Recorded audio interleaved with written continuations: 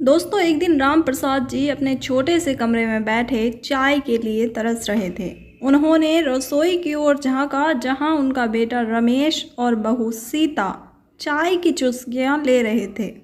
दोनों के हाथों में गर्मा गर्म चाय के प्याले और थालियों में नमकीन रखी थी। राम प्रसाद जी उम्मीद भरी नज़रों से अपने बेटे और बहू की तरफ देख रहे थे। सोचा शायद वह उन्हें भी चाय के लिए पूछ ले, लेकिन सीता ने उनकी तरफ एक बार देखा, फिर से चाय की एक बड़ी चुस्की ली और नमकीन का एक टुकड़ा खा लिया।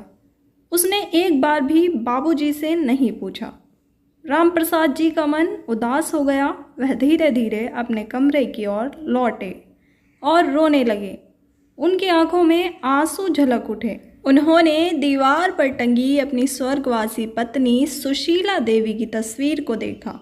तस्वीर को सीने से लगा लिया और कहा, सुशीला, अगर तुम आज मेरे साथ होती तो शायद यह दिन देखने को नहीं मिलते।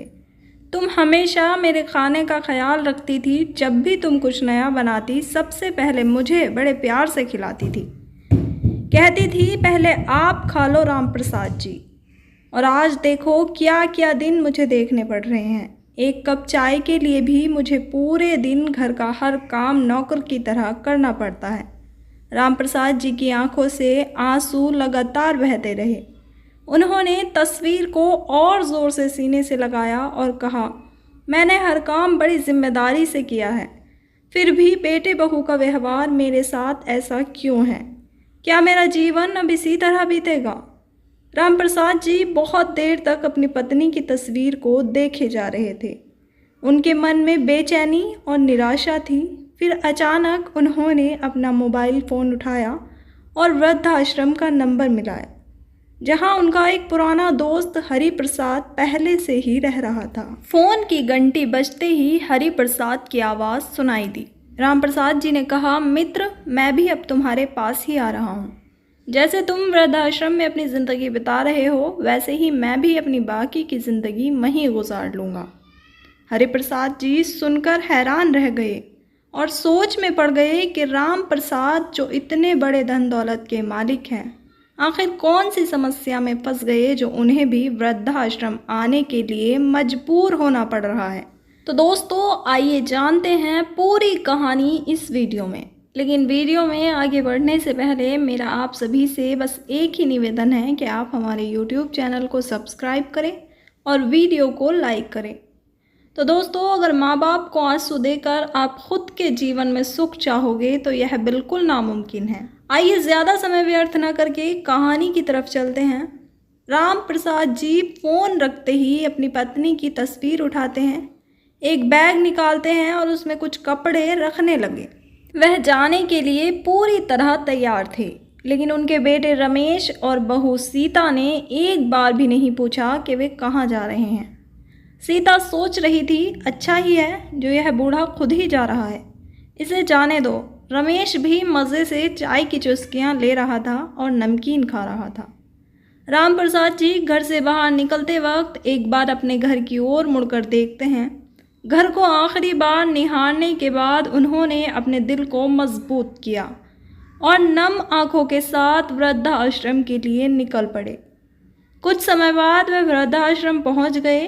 वहां पहुंचकर उन्होंने अपनी एंट्री कराई, नाम पता लिखवाया। जल्द ही हरि प्रसाद जी उनसे मिलने आए। उन्होंने राम प्रसाद जी का स्वागत किया और अपने साथ ही रखा। कुछ ही दिनों में राम प्रसाद जी की और भी दोस्ती बन गई। वहाँ के लोग उनके साथ अच्छी अच्छी बातें करते, एक दूसरे के दुख बांटते। राम प्रसाद जी पढ़े लिखे व्यक्ति थे, इसलिए जल्दी ही सबके साथ घुल मिल गए और आनंद से अपना जीवन व्यतीत करने लगे। थोड़ा समय बीतने के बाद राम प्रसाद जी को जब भी अपने घर की याद आती थी तो वह अपनी पत्नी की तस्वीर को बैग से निकाल कर देखा करते थे। उनकी आंखों में आंसू भर आते थे और वे काफ़ी देर तक उस तस्वीर को देखते रहते थे, लेकिन फिर भी उन्होंने खुद को संभाला और वृद्धाश्रम में अपनी नई ज़िंदगी को अपनाने की कोशिश की। समय धीरे धीरे बीतने लगा। अब राम प्रसाद जी रोज़ सुबह उठकर व्यायाम करते थे और वृद्धाश्रम में रहने वाले बाकी लोगों के साथ मिलकर कहानियाँ सुनाते, हंसते हंसाते और अपने अनुभव साझा करते। वहाँ अक्सर जीवन की पुरानी बातें और साथ बीते किस्से ही चर्चा का विषय बने रहते थे। एक दिन सभी वृद्धाश्रम के निवासी एक बड़े पेड़ के नीचे बैठे हुए थे। तभी वृद्धाश्रम के बाहर गेट के सामने एक कार आकर रुकी। कार में से एक बूढ़ी औरत उतरी, जिसे देखकर वृद्धाश्रम के लोग आपस में कहने लगे, लगता है आज फिर कोई अभागा यहाँ रहने के लिए आया है। सभी ने देखा कि उस बूढ़ी औरत के साथ उसकी बहू और बेटा भी थे। बेटे के हाथ में एक बैग था। गेट तक पहुंचाने के बाद बहू ने अपनी सास के हाथ में बैग थमाते हुए कहा, यही वृद्धाश्रम है, इसके अंदर चली जाओ। बूढ़ी औरत ने एक बार पलटकर अपने बेटे और बहू की ओर देखा। उसकी आंखों में दर्द और उम्मीद का मिला जुला भाव था। वह सोचने लगी, काश एक बार यह लोग मुझे समझ पाते। लेकिन बेटा और बहू जल्दी से कार में बैठे, शीशे बंद किए और तुरंत वहां से चले गए। बूढ़ी औरत वृद्धाश्रम के अंदर आ गई, लेकिन वहां कोई उसे पहचान नहीं पाया, क्योंकि उसने अपने सिर पर पल्लू कसकर ओढ़ रखा था। वह धीरे धीरे महिला कक्ष की ओर बढ़ गई, जहां वृद्धाश्रम में रहने वाली अन्य महिलाएं रहती थी। धीरे धीरे दिन बीतता गया। जो बूढ़ी महिला आई थी उसका नाम गायत्री होता है। लेकिन गायत्री जी, जो हाल ही में वृद्धाश्रम में आई थी, अपने घर की याद में खोई रहती। वह सही से खाना भी नहीं खा पाती थी। जब भी वृद्धाश्रम के लोग एक साथ भोजन के लिए बैठते तो गायत्री जी को भी बुलाते, लेकिन वह नहीं आती थी। राम प्रसाद जी, जो बेहद सज्जन और समझदार इंसान थे, सोचने लगे कि आखिर वह बूढ़ी महिला खाना खाने क्यों नहीं आ रही है।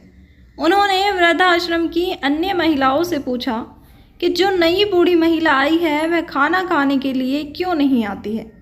महिलाओं ने बताया, उनको अपने घर की याद बहुत सताती है, इसलिए वह अक्सर अकेली ही बैठी रहती हैं। फिलहाल तो उन्हें बागवानी में लगा दिया गया है ताकि उनका मन बहल जाए। राम प्रसाद जी यह सुनकर बागवानी की ओर चल पड़े। जैसे ही वह वहां पहुंचे तो गायत्री जी ने उन्हें देखा और अपना घूंघट और भी लंबा कर लिया।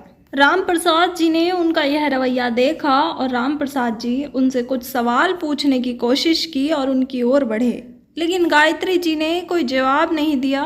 कुछ देर बाद जब राम प्रसाद जी ने उन्हें दोबारा देखा तो अचानक पहचान गए कि यह तो उनके बेटे की सास है। वह चौंक गए और भावुक हो गए।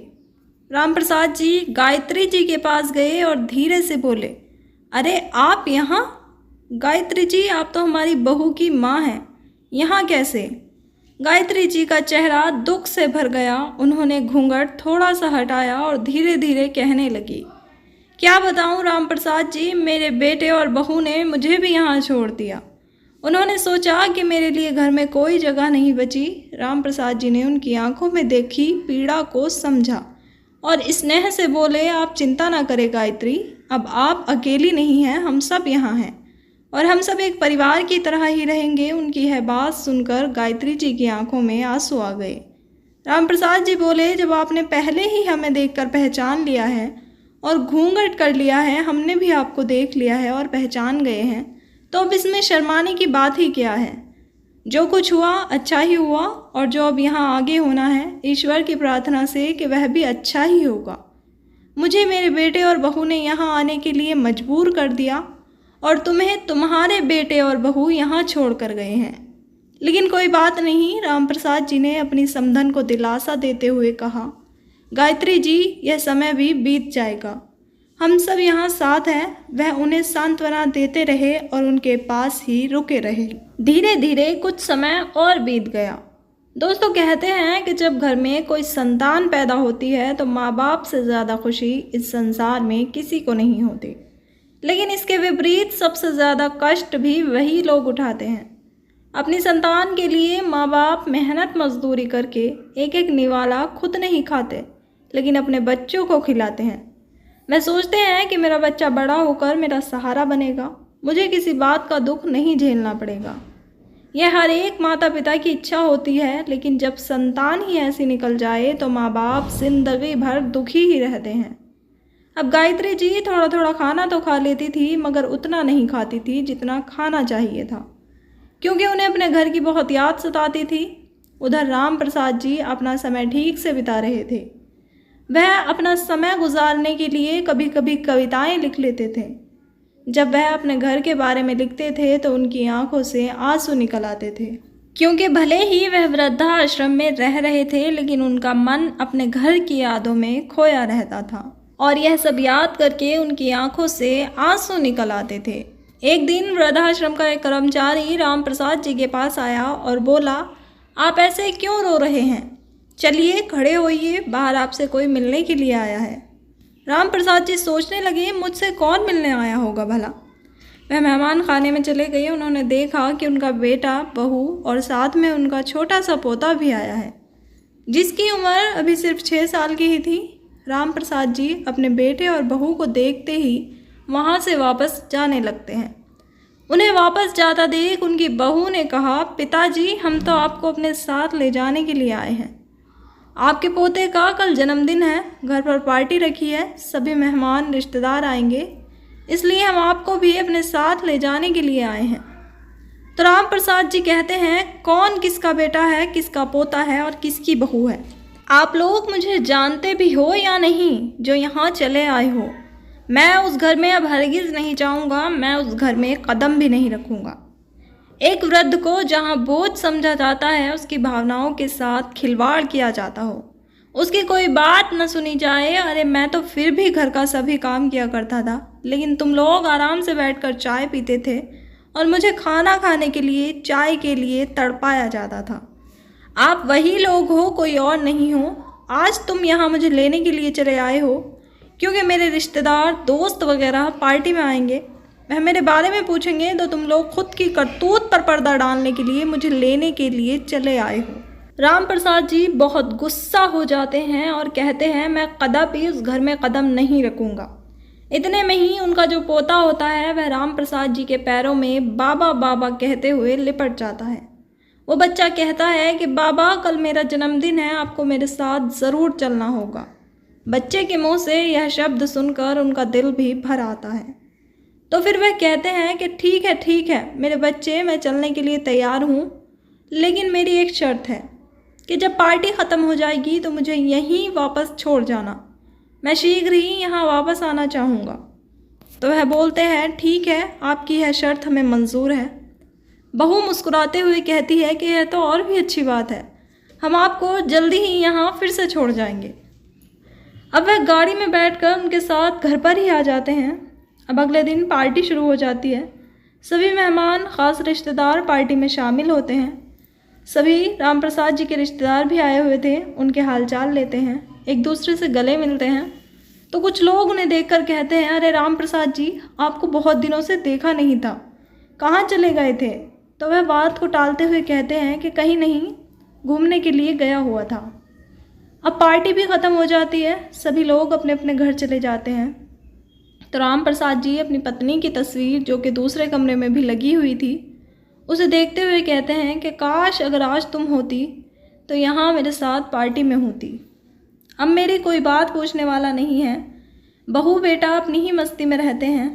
ऐसे ही अपनी पत्नी की तस्वीर को देखकर बात करते हुए उन्हें अचानक नींद आ जाती है और वह सो जाते हैं। सुबह उनकी आँख खुलती है तो बहू दरवाजे पर ही खड़ी होती है, कहती है कि आइए पिताजी, गाड़ी तैयार खड़ी है, चलिए आपको शर्त के अनुसार वृद्धाश्रम तक छोड़ आएँ।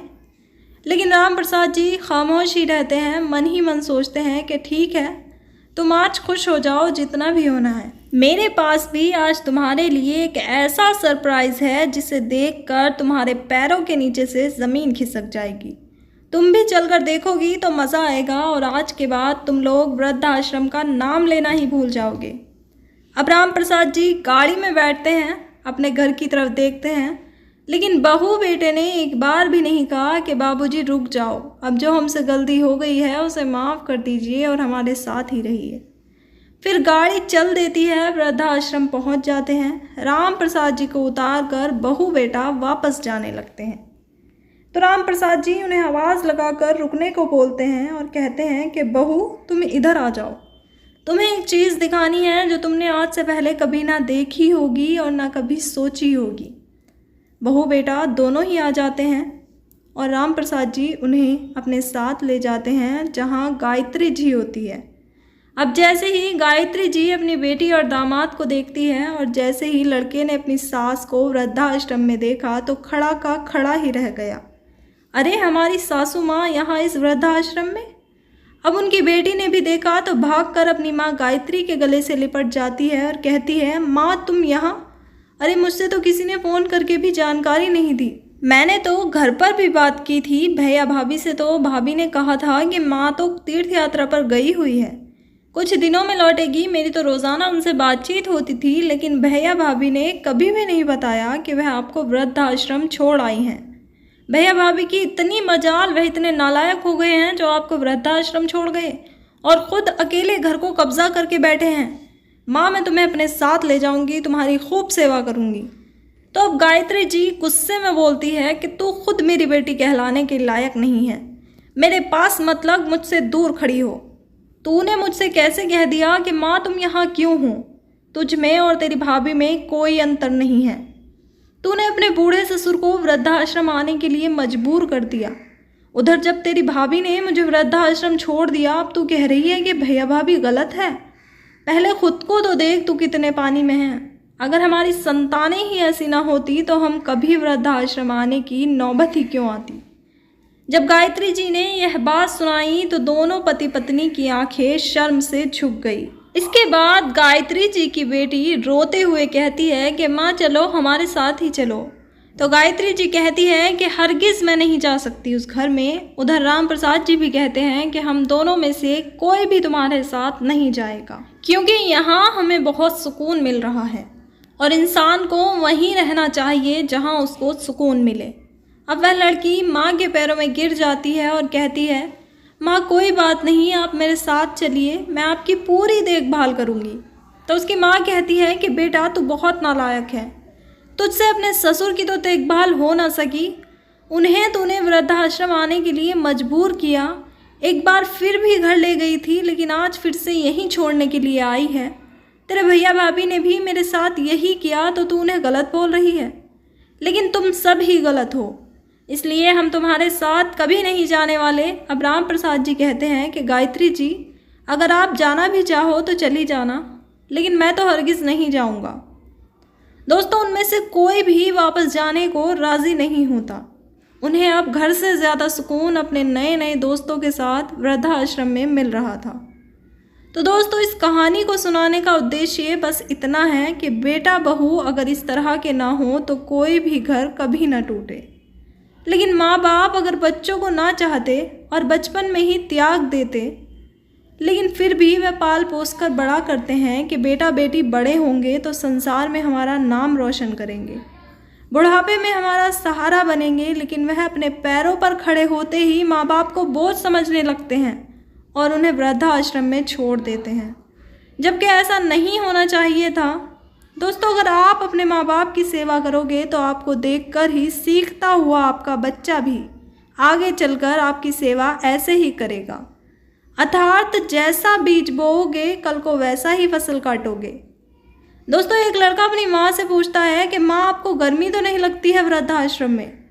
तो माँ उससे जवाब देती है कि बेटा मैं तो जैसे भी काट लूँगी, तू अपना सोच, जब तेरा बेटा बड़ा होगा फिर वह तुझे भी वृद्धाश्रम छोड़कर जाएगा, क्योंकि तुम्हारे घर का यही रीति रिवाज है। इसलिए तुम यहाँ पहले ही एक एसी या पंखा ज़रूर लगवा देना, जिससे कि तुम्हें आगे चलकर परेशानी ना उठानी पड़े। तो दोस्तों यह थी आज की कहानी। आपको कैसी लगी कमेंट करके ज़रूर बताएं। अगर आपको कहानी ज़रा भी पसंद आई हो तो इसे लाइक करें, शेयर करें और हमारे चैनल को भी सब्सक्राइब कर लें, जिससे कि मेरा हौसला बढ़ता रहे और मैं रोज़ाना आपके लिए नई नई कहानियाँ लाती रहूँ। धन्यवाद।